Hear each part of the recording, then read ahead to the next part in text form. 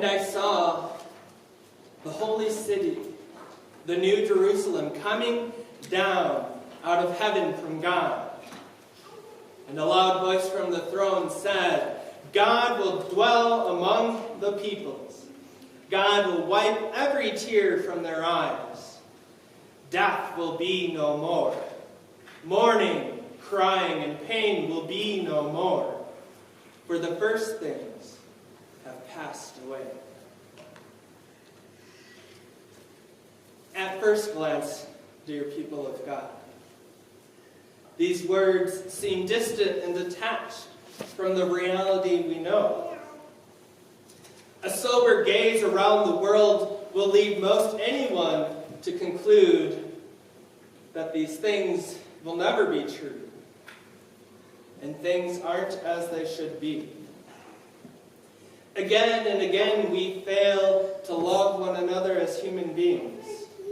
We fail to show each other human dignity, to assume the best in others, and not the worst. Murder, domestic violence, bigotry, political polarization, environmental devastation, death, and multitudes of other reasons to despair lurk at every corner. In the face of these perils, many have abandoned hope in this life, here and now, for some ethereal heaven disconnected from here. And in turn, one can be desensitized and become indifferent to the needs of those around them, even thinking it's not worth fixing, since the world's going down the drain anyway. So it is with some merit that contemporary thinkers criticize this common and disconnected view of the future. And in light of the God who so loved the world, we would do well not to give up on the here and now. For even though we are sinners, God insisted it was worth dying on the cross for us, and for all people, and for creation itself. Not by any self-determined goodness on our part, but out of God's kind and compassionate heart, which we can only know through the person of Jesus Christ. So then it is clear that now is worthwhile, now is valuable, and not only some distant future. As St. Paul says, now is the acceptable time. Now is the day of salvation. In our various sorrows, God has not forgotten us or left us alone.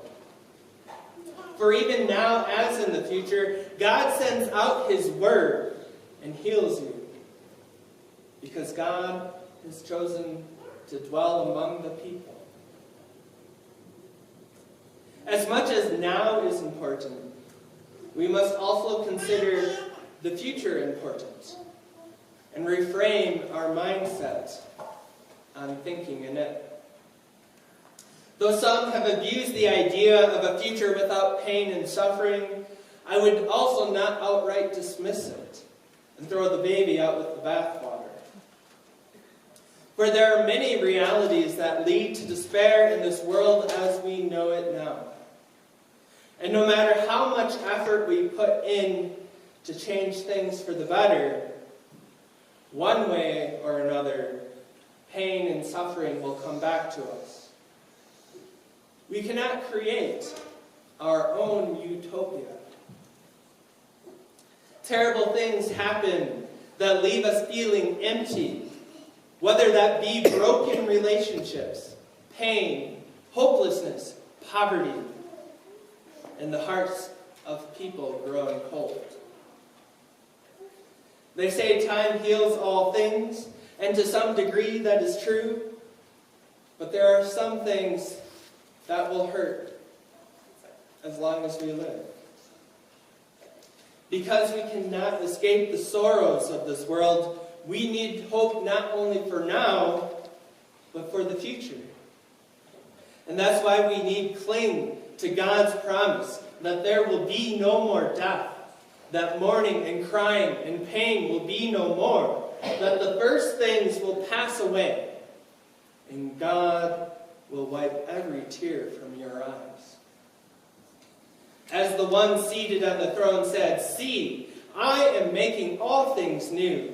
Write this, for these words are trustworthy and true."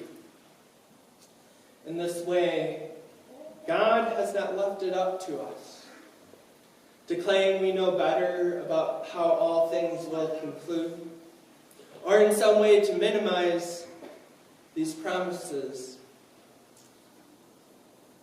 To minimize these promises of God is to limit God and to not let God be God. For God to make all things new is hope for the hopeless. For the God we know in Jesus Christ truly is the Alpha and the Omega, the beginning and the end. Nothing is outside his concern for you. You matter. You belong. It all stems from the complete and entire graciousness of God through Jesus the Christ, without any conditions on our part. As God promises to make a new heaven and a new earth, so God promises to make you new. A true chance to start all over. And God constantly points us away from ourselves to himself. He who is the source of life and hope, who never gives up on us and desires that we live. It is this God we know in Jesus Christ that assures us that these things won't remain as they are. All things will be made right. The first sign of this is Christ rising from the tomb in his body. For in the tomb, even his disciples thought it was all for nothing, as we are prone to think. It is all for nothing. That despair and death have triumphed. But the resurrection of Jesus Christ lets us know that despair, death, pain, grief, violence, war, evil, and injustices of all kinds are not the whole reality. They do not have the last word. No, it is our Christ who has the last word. The one seated on the throne said, "To the thirsty I will give water as a gift from the spring of the water of life." It is a now promise, just as much as it is a future promise. Just as God will give the water of life to the thirsty when the end comes, so God has already given the water of life. Evident when Moses struck the rock twice with the staff for the God's thirsty people, or when the woman at the well met Jesus. So it is with us. Jesus is the water of life. Are you thirsty for this water of life?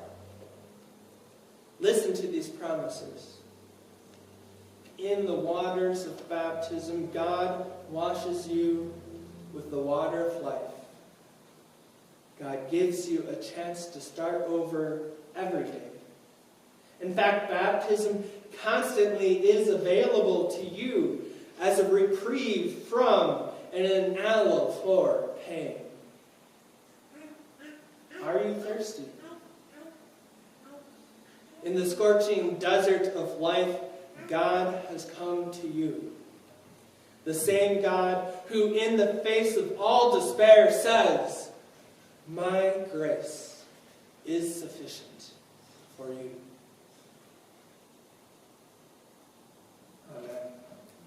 Amen.